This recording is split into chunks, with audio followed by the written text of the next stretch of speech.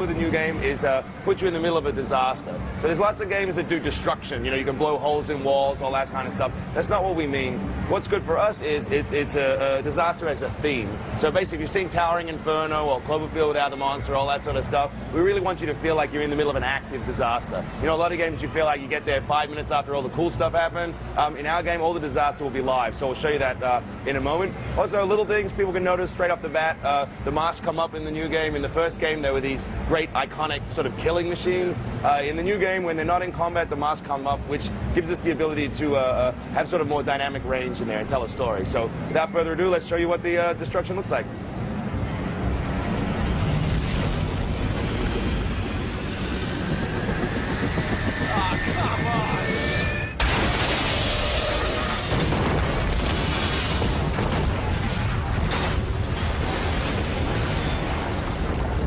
The other big concept of the game is obviously co-op, and what we're trying to do with that is focus on organic co-op. What that means is you can see here if the guy slides in the cover, he automatically throws his shoulder into it.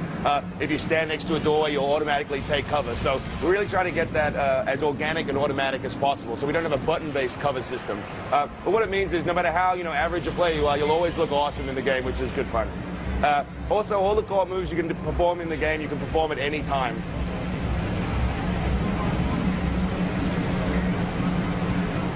We just blew up. Now we're back. Glories of playing over internet connections. So any move you perform in the game, you can perform at any time. And the idea is that opens up strategies for the other player. So, for instance, we'll show you a new move in a minute, mock surrender, some other different moves, which allow the player you're playing with to do different things. For us, really, co-op is not a mode, it's not an extra mode, it's core to the experience. Another new feature coming through here is the idea of pre-combat. So if we're going to put you in the middle of a disaster and it's going to be in Shanghai and it's going to just happen, we're going to have civilians in the environment. So what you can do here is you see a bunch of this invading force interrogating some civilians, and you as a player need to make a decision. Who are you in this world? Are you the sort of person that kills all the civilians and makes jokes about it, or are you the kind of people who take care, give orders to your partner appropriately, and save these people? We tried to put choice in every element in the game, so here you can see he ordered his buddy to go grab that guy as a hostage.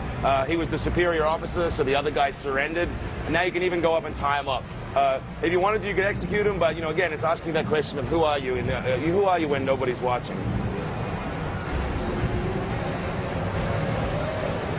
Civilians in our game are basically, they're almost like currency in the sense that if you save them, you'll get new weapon parts, cash, sometimes information, which goes back into the medium to long-term gameplay.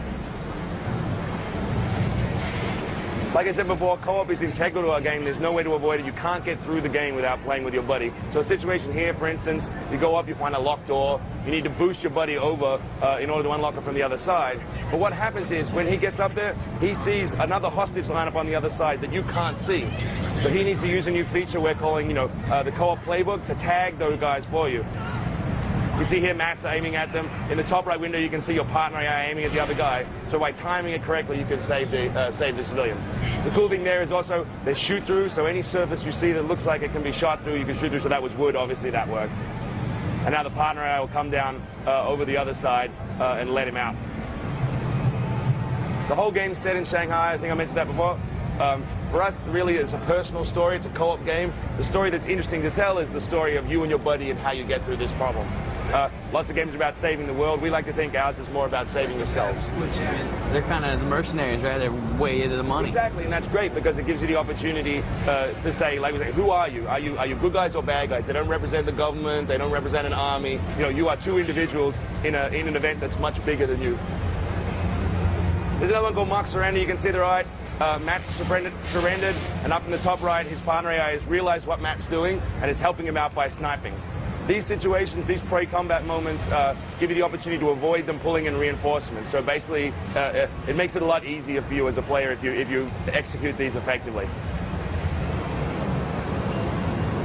This last little bit we'll do in the demo is basically, a big combat moment.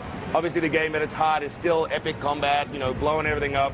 And we really want people to feel like the through-the-gun experience has come to the next level. So We're also trying to take you hear the you hear the voiceover mention the Shanghai Zoo. We're trying to stay away from cliched environments, no warehouses, no docks, no crate factories. So we'll be taking you through Shanghai Zoo and some other places you really shouldn't be shooting automatic weapons. So I think players are going to be really excited.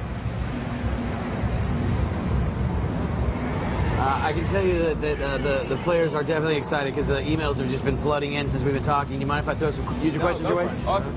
Alexander Guzman out of Troy 9 wants to know, can you still buy new masks and gear?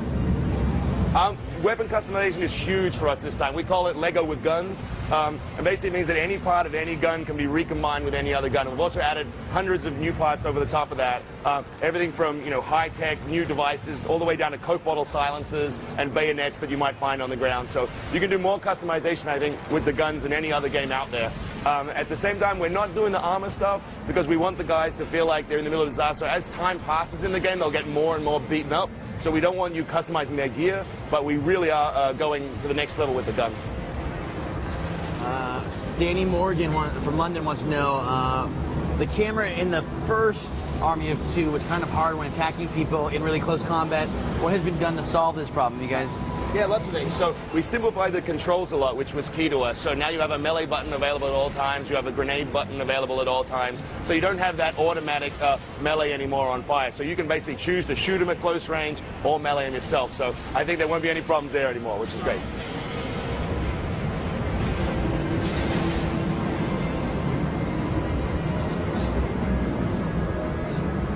Leon Lim out of Malaysia wants to know, will there be vehicles like in the first game? We decided early on that we really wanted to focus on making the gunplay and the characters as powerful as possible and put all of our energy there. So we're not actually going to have any vehicles in the new game.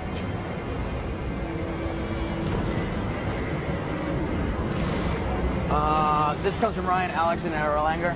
He said he noticed on his connection he had some trouble sometimes with the speed and the I guess the servers themselves. Have you guys seen that and addressing it now? Well, we've been EA's always evolving their online service, so I think this time it should be fine. We're also, just so that everyone knows, we're addressing the problem of America not being able to play against Europe. So this time everyone all around the world will be able to play together, which we're really excited about. Gavin Byrne at Ireland, he wants to know, what exactly is that gauge at the top of the screen there? Right, so that's an aggro meter. And what that means is, in the game, we talk about organic co-op. We want all of these elements to be available to players all the time. So as you sit down, as Matt shoots like crazy, he pulls more and more attention to himself, which means it again opens up a strategy for your partner. So you can sit there with a really, really big gun, firing like crazy. You'll pull all the attention to you, and your partner can flank or snipe or sneak up and sneak kill some characters as well. This one, I'll give this one to Chris Niles. A few of the folks are definitely asking about control schemes. You guys do any fundamental differences in the way the game controls are played? We simplified everything. So, the new controls basically are pretty standard, same as, if you played any other shooter out there. I think you'll be familiar. Nothing's more than one button press away. So, as I mentioned before, grenades on one button, melee's on one button. So, I think the controls are super simple and super clean. I'm really happy. One thing worth mentioning, actually, is that because it's an automatic cover system, if you've ever played a cover game where you get sucked into cover, all the time. Yeah, we've solved that problem in our game, at least, by if you hold down A and you move to sprint, you'll automatically vault objects or run through objects. But if you release close to cover, you'll automatically slide in. So we feel it's very fluid and very simple. Nice. Matthew Skingle out of the UK wants to know, will the guitar taunt still be in the game? Which one? The guitar? The guitar taunt? So I'm a big fan of that. I think.